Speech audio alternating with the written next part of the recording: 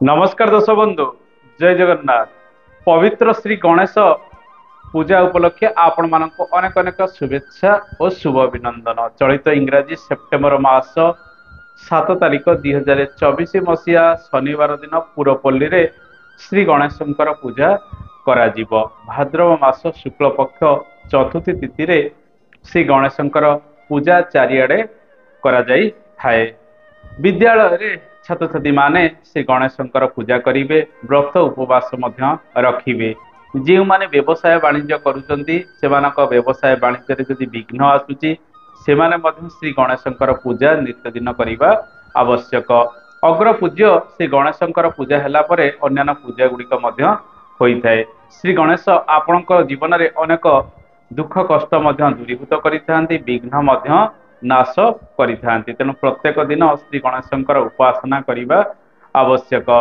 श्री गणेशंक पाखरे दुब घास लडू भोग लगाइले श्री गणेशंकर आशीर्वाद मध्य आपणक जीवन रे रही थाए। तेणु ए विघ्न नाशक श्री गणेशंकर पूजा उपलक्षे आपण माने श्री गणेशंकर पूजा करने सहित हस उल्लास समय गुड़िक अतिबाहित करेंगे। दर्शक बंधु आपण राशि रे किभली शुभ शुभ फल गुड़िक प्राप्ति होगा आसतु से विषय जानिबा। जेहेतु श्री गणेश पूजा रहुची शनिवार दिन, एही दिन आपण प्रातः स्नान करंतु, सूर्य देवंक उद्देश्य जल अर्घ्य दियंतु। यापर आपण श्री गणेशंकर पूजा घरे किंबा आपणकर ऑफिस रे किंबा शिक्षानुष्ठान रे आपण करिवे। एही दिन व्रत उपवास मध्य आपण रखिबे एवं श्री गणेशंकर पूजा रहुतिबारु छोट छोट पिला माने पाठ मध्य आरंभ करि परिबे। एही दिन आपण आपणकर व्यवसाय वाणिज्य स्थल रे पूजा अर्चना करने सहित एही दिन ठारू आपण प्रत्येक दिन 108 थर लेखाए ओम गं गणपताय नम ए मंत्र को जदि आपण जप करती नित्य दिन देखिए व्यवसाय वाणिज्य आसुथिबा बाधा प्रतिबंधक मध्य दूरीभूत हम। आपण व्यवसाय वाणिज्य सफल मध्य हेबे। गोटे माला किंबा दुई माला किंबा तीन माला नित्य दिन आपण जप करंतु जो मानकर व्यवसाय वाणिज्य समस्या रही। दर्शक बंधु श्री गणेशंकर पूजा भारत वर्ष विभिन्न जगार धूमधाम होता है। विशेषकर महाराष्ट्र रे मुंबई रे एवं हैदराबाद छड़ा अन्यान्य राज्य रे धूमधाम रे पालन करा जाए। आम ओडिशार विभिन्न अंचल रे श्री गणेशंकर पूजा होता है। ओडिशार जटणी तालेचर सहित अन्यान्य किछि जगार श्री गणेशंकर पूजा बहुत धूमधाम रे पालन करा जाए।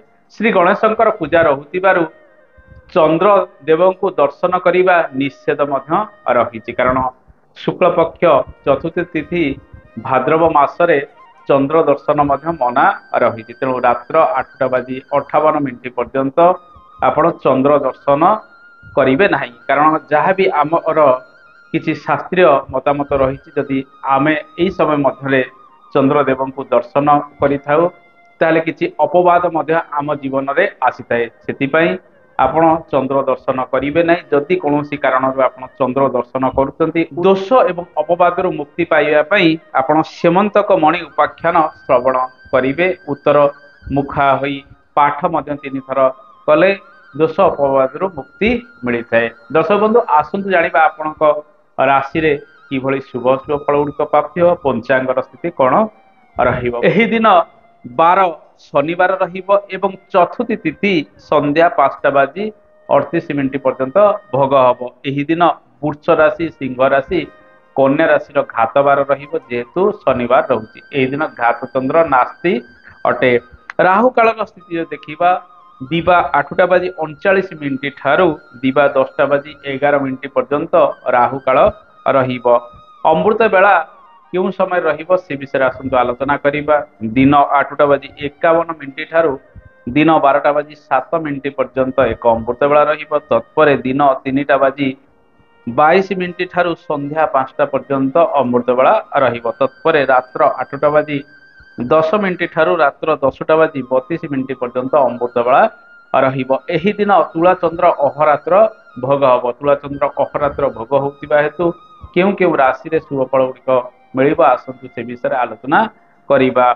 एही दिन मेष राशि, वृष राशि, मिथुन राशि, सिंह राशि, कन्या राशि, तुला राशि, धनु राशि, मकर राशि और कुंभ राशि रे शुभ फल गुड़िक अधिक प्राप्ति हबो। किंतु एही दिन कर्कट राशि बिच्छा राशि एवं मीन राशि अशुभ फल गुड़िक प्राप्ति हम विशेषकर आम जब देखा मीन राशि अष्टम चंद्रंकर स्थिति रोकु आपण शारीरिक पीड़ा प्राप्ति करें मानसिक अशांति वृद्धि हो पारे कर्म क्षेत्र में अस्थिरता आपण पाई एवं बिच्छा राशि व्यक्ति माने अजथारे खर्च करिपारंती किंबा अपव्यय किसी बढ़िबार संभावना रही कर्कट राशि व्यक्ति मान पारिवारिक अशांति किसी अधिक बढ़िबार संभावना रही तेणु आपण जीवन में जदि ये सब समस्या गुड़िक आसूची यही दिन ताले आपण श्री गणेशंकर पूजा अर्चना करने सहित जेहेतु ये दिन शनिवार रोचे श्री हनुमान उपासना करूँ चालीसा टे पाठ करूँ